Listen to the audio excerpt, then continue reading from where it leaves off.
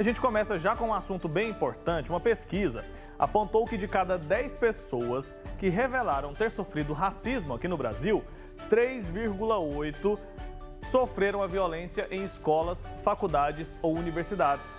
É isso mesmo, a Daiane Rodrigues preparou uma reportagem trazendo os detalhes pra gente, olha só. Ouça bem o que eu tenho a lhe dizer, não existe diferença entre eu e você. O preconceito sem respeito nos separa, porque tem uma pele negra e você a pele clara. O preconceito sem respeito nos separa, porque tem uma pele negra e você a pele clara. Apesar de serem maioria no país, representando 56% da população, segundo o IBGE, Instituto Brasileiro de Geografia e Estatística, as pessoas negras enfrentam muito preconceito. Recentemente, uma pesquisa apontou que 38% das pessoas que já sofreram racismo foram vítimas nas escolas, faculdades ou universidades. O levantamento Percepções sobre o Racismo aponta que o ambiente escolar está no topo da lista dos locais em que brasileiros mais sofreram violência racial. Uma das vítimas foi o pequeno Aurélio, que na época tinha apenas 6 anos. Mesmo pequeno, ele sentiu o gosto amargo do racismo. Quando o Aurélio chegou em casa da escola e foi tomar banho e pediu uma esponja de aço para passar na pele, eu perguntei para ele para que ele queria aquilo e ele me disse que é porque ele queria ficar branco, porque ele queria brincar com uma amiguinha e ela falou que ele era preto e fedido e que ela só queria brincar com ele se ele fosse branco. E eu fiquei estarrecida. Diante dessa realidade, a mãe precisou agir rápido para não deixar a situação afetar ainda mais o filho. Meu marido, chamamos ele e o irmão dele para conversar. Começamos a falar para eles sobre o que o preto tinha deixado aqui para o Brasil, culturalmente falando, né? Os pretos que foram escravizados, o tanto da cultura brasileira, que a cultura brasileira deve a essa cultura afro, e empoderando eles, falando que o preto tem seu valor, que o preto é gente igual a todos os outros, que a cor da pele não manda em nada. E ele entendeu, né, naquele momento. Quando a menina que estudava comigo falou que eu era preto fedido, eu acreditei no que ela falou. Eu fiquei muito triste. Aí quando eu fui falar com meus pais, eu entendi o valor da cor preta. Hoje eu amo minha cor. Mas não ficou só nisso.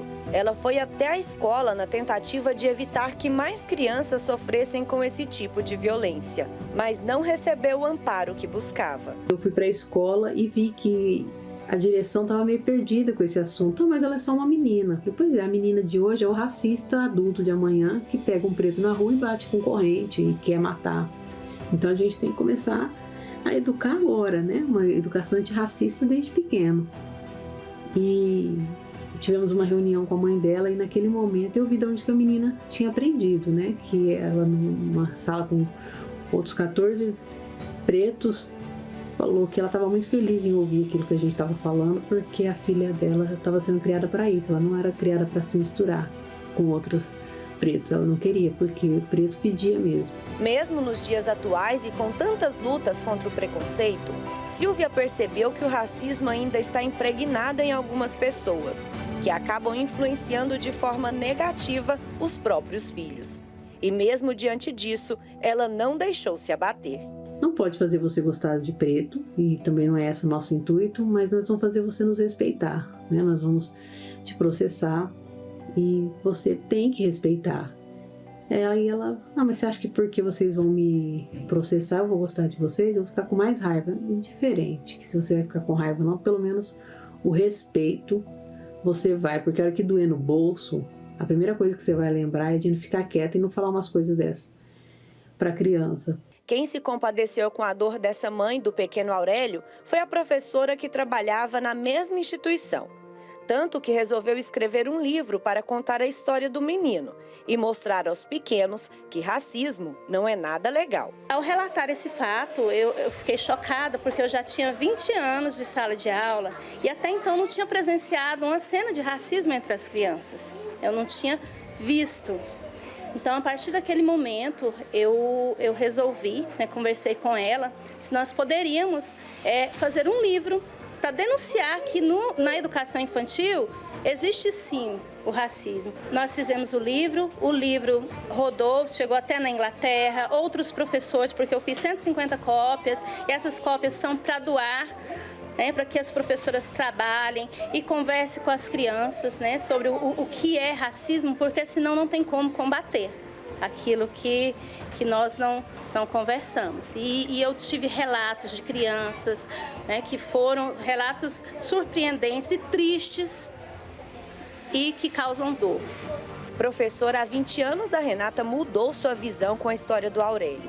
E hoje trabalha de forma diferente para impedir que casos como o dele existam na sala de aula. Eu comecei pelas bonecas, né? Peguei a boneca, coloquei cabelo. E aí essa aqui foi a primeira boneca que eu fiz.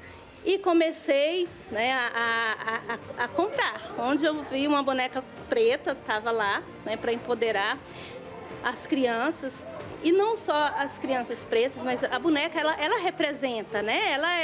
Eu também tenho uma boneca ali que ela é síndrome de Down. Livros também, eu tenho muitos livros, né? Eu procurei. Aí tem esses livros que vocês podem ver, que são todos livros que visam, né, fortalecer as crianças. Além de todas as ações de combate ao racismo e a qualquer preconceito, ela acredita que fortalecer essas crianças é a melhor forma de combater esse tipo de violência. Antigamente, nós entrávamos na sala, nós víamos figuras estereotipadas, né, em EVA, a menininha do cabelo loiro, dos olhos azuis.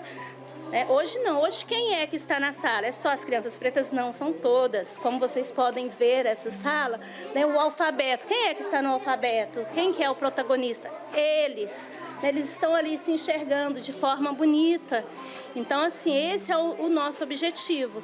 Até porque o racismo não existe só nas escolas. A pesquisa aponta outros locais em que as pessoas sofreram violência racial. O ranking segue com trabalho, espaços públicos, estabelecimentos comerciais e ambiente familiar. De acordo com o levantamento, 81% da população concorda que o Brasil é um país inegavelmente racista. E 44% dos entrevistados consideram que a raça, cor ou etnia é o principal fator gerador de desigualdades no país. O resultado ele surpreende, porque é isso, né? Quase 20 anos depois, a gente tem, primeiro, os próprios movimentos negros sendo capazes de formular uma pesquisa como essa, o que já desloca ela para um outro lugar. E também surpreende que os indicadores mudaram, né? Quer dizer, hoje, 81% dos brasileiros reconhecem que o racismo existe e que o Brasil é um país racista. Tem um avanço aqui também que também causa uma certa surpresa, que é 47% dos brasileiros reconhecem que no Brasil o racismo é o principal fator gerador de desigualdades.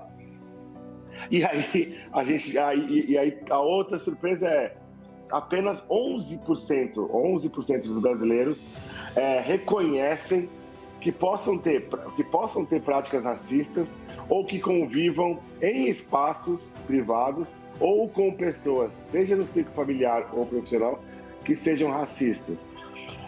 O que cria uma certa contradição, né? Um certo paradoxo, que é todo mundo reconhece que o racismo existe, mas ninguém consegue identificar quem é o racista, né? Quem é a pessoa que pratica o ato do racismo. A falta de políticas públicas seria o principal fator que contribui com casos. Então, como que a gente resolve isso, né? É com política pública, não tem jeito. E no caso das escolas, é entender que a escola é o primeiro lugar, né? É o primeiro espaço de convivência de uma criança fora do seio familiar, né? Fora da segurança do seio familiar. Então, acho que aí talvez a grande importância de olhar para esse lugar, porque de um lado, a gente precisa ter uma formação ou um tipo de educação antirracista que olhe com atenção para as crianças negras e que também, nesse processo, forme as crianças brancas para que elas não pratiquem essas violências lá na frente. Porque ninguém nasce racista, né? Não é uma coisa natural. As crianças aprendem isso em algum lugar. É uma prática social que é passada adiante. Então, a escola é o lugar fundamental para isso, porque você já pega a criança na sua formação e no seu primeiro espaço de convivência. No Centro Municipal de Educação Infantil em que a Renata trabalha, em Aparecida de Goiânia, município goiano, eles buscam trabalhar o tema de forma leve, para que as crianças entendam a importância de todos para a sociedade. E é uma abordagem que ela precisa ser feita em todos os agrupamentos. Às vezes a gente sente essa dificuldade ainda, porque, como eu disse, o racismo precisa ser combatido através do conhecimento, por isso que precisa ter uma formação, né? A Secretaria da Educação também nos oferece momentos de formações, inclusive no final do ano vai ter a socialização das práticas pedagógicas relacionadas à cultura afro-brasileira e indígena, né? E assim, é muito importante os professores buscarem esse aprimoramento para poder trabalhar da melhor forma com as crianças. O racismo é um mal, mas o mal a gente cura. Basta um pouco de ternura, alma pura e razão. O meu sangue é vermelho, tão vermelho quanto o teu. É a batida do meu peito, a mesma que bate no teu. É muito triste, né? Quando a gente vê que uma criança foi vítima de uma violência tão cruel quanto o racismo. Eu estou aqui com o livro, quero aproveitar, antes de seguir para o nosso próximo assunto, para parabenizar a Renata Damasceno, que foi quem fez essa obra aqui, contou essa história, a professora que a gente mostrou na reportagem. Quero parabenizar ela pela sensibilidade de ter criado essa obra ao ver a história daquele garotinho. E parabenizar também a Reila Damasceno, devem ser parentes ali, né, que fez as ilustrações. O livro está bem bonitinho mesmo. O livro chama Menino Preto, a história do menino preto que queria descolorir-se. Com certeza, uma história ali que vai trazer muita reflexão para quem lê essa história aqui, viu? Muito bacana mesmo. Foi dito na reportagem, acho muito certo a gente reforçar isso aqui. A criança hoje que faz uma piadinha de racismo, uma piadinha racista, essa criança vai ser o adulto racista daqui a um tempo. Então a gente precisa se atentar sim aos detalhes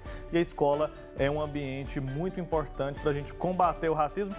E racismo é algo que, infelizmente, está presente na nossa sociedade, a gente não pode negar, mas a gente pode, todo mundo, assumir um papel ali para tentar combater essa prática que, como eu disse, é muito cruel e faz vítimas demais aqui no nosso país. Muito bacana, parabéns então para a professora Renata Damasceno, viu?